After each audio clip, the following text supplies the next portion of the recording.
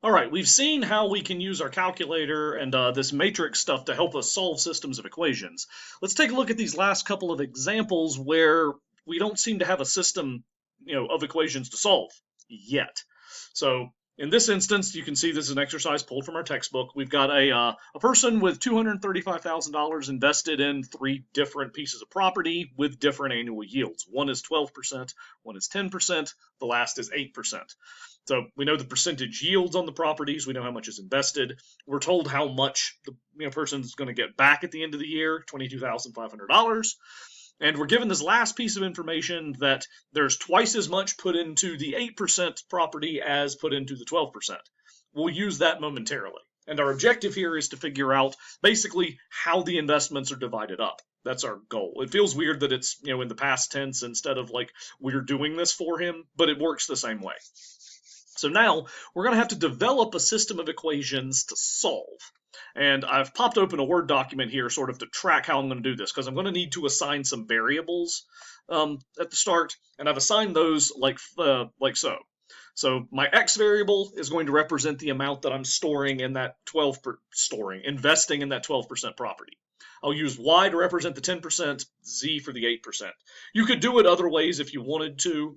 You'll get the same solution when it's all said and done, but your matrix will end up looking different.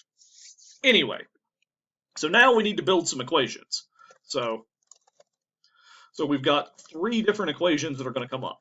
So the first is the following. So we're going to have x plus y plus z equals $235,000. This is basically just saying we know how much money this person has invested, and we're going to assume that his financial planner is not just going to shove the money into like couch cushions or something. We have it in one of these three places. So if we add them all up, we should get the $235 that he's put away. All right, next. Now we also know, based on the yields, we know how much we should end up getting back. So if we convert each of these percentages into a decimal and then multiply by the amount that is invested, that's how much the person should be getting back, right? So we'll have 0.12 times x, that's the amount on the 12% property, plus 0.10 times y. And be careful with this one. Remember, 8% would be 0.08, not 0.8. 0.8 is an 80% yield, and that is a much different thing. All right, so we have 0.12x plus 0.10y plus 0.08z, and we know that needs to be 22,500. Okay, now, the last one is a little bit trickier, and that comes back to that extra piece of information we were given, that twice as much is invested in the 8% property as is invested in the 12%. Okay, so the idea there is we would have this. The amount invested, the 8%, that's our z variable, right? We're told that the amount in the 8% is twice as much as we have in the 12%. So that would look like the following. Z is equal to 2x. Now, I'm going to change this in just a second.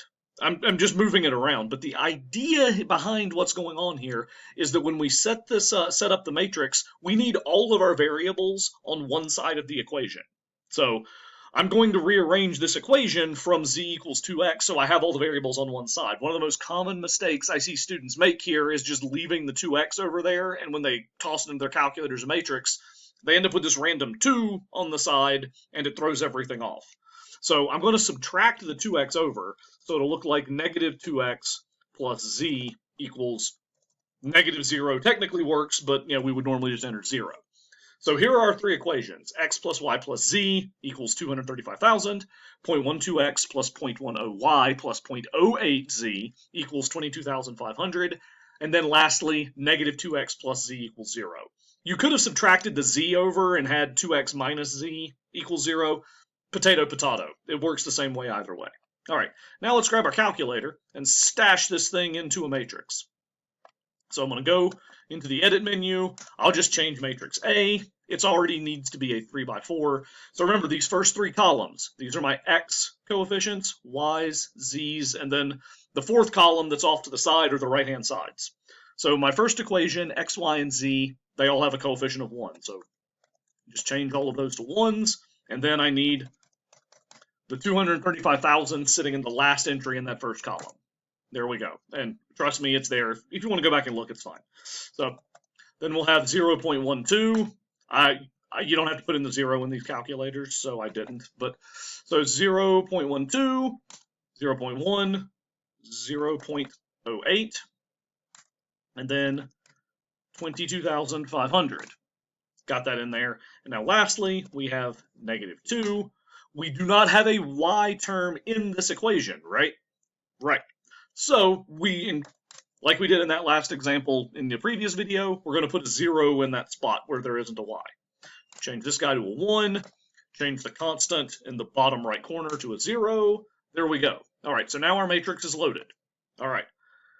Like before, we're going to go into the matrix math menu, scroll down the list to our friend RREF, hit enter, go back into the matrix menu to grab matrix A, where we stash this thing, and let's see what we get.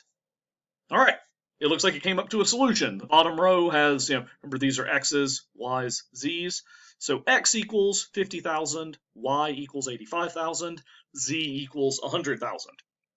Okay, so there we go. Now, granted, you would probably want to translate this back instead of just x equals y equals z equals and say, well, we've got 50,000 invested in the 12% property, 85 grand in the 10% property, 100,000 invested in the 8% property. So that answers the first question. That's how the investments are divided up. We were also asked in that particular problem, if you go back and look, what the annual income from each property is. It's not too tough to get to that from here. All we're really going to need to do is take the corresponding percentages and then multiply them by that right amount. So multiply 50,000 by 0.12, convert the decimal or convert the percentage into a decimal like we do. 85,000 times 10%, 100,000 times 8%. You can work out the numbers. They should total up to give you that 22,500. All right, so that's one example down. Let's take a look at the other one. All right, so in this next exercise, we're told that a bank is now loaning out some money, $1.2 million for product development. The loan percentages are given here, one loan at 6%, another at 7%, a third at 8%. We're told the 8% loan total is equal to the other two put together. And we know that the annual income from all three loans combined adds up to $88,000. Our objective is to work out exactly how the loan totals are divided from this total $1.2 million. Okay, so like we did previously, let's hop over here and define some variables and work out some equations. So this time around, I set x, y, and z equal to 6, 7, and 8% loan amounts, respectively. If you rearrange them, it's okay. Again, it'll still work out. You just have a different looking matrix than I'll have.